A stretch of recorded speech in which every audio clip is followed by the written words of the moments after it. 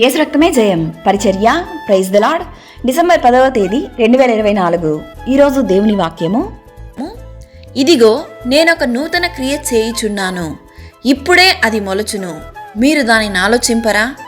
నేను అరణ్యములో త్రోవ కలగజేయుచున్నాను, ఎడారిలో నదులు పారజేయుచున్నాను. యెషయా గ్రంథం 43వ అధ్యాయం 19వ వాక్యము. నిశ్చయముగా ముందుగతి రానే వచ్చును, నీ ఆశ భంగము కానేరదు. క్రీస్తునందు ప్రియమైన వారులారా, ఈ వాక్యం ద్వారా దేవుడు మీ జీవితంలో ఒక గొప్ప కార్యం చేయబోతున్నాడు. ఇదిగో నూతన క్రియ చేయుచున్నాడు, ఇప్పుడే అది మొలచును, మీరు దానిని ఆలోచింపరా? మీరున్న పరిస్థితిని బట్టి, మీరు ఎదుర్కొంటున్నటువంటి సమస్యలను బట్టి భయపడకండి, బాధపడకండి.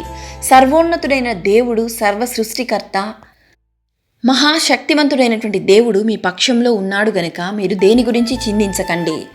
ఆయన అరణ్యములో త్రోవ కలగజేయుచున్నాడు, ఎడారిలో నదులు పారజేయుచున్నాడు.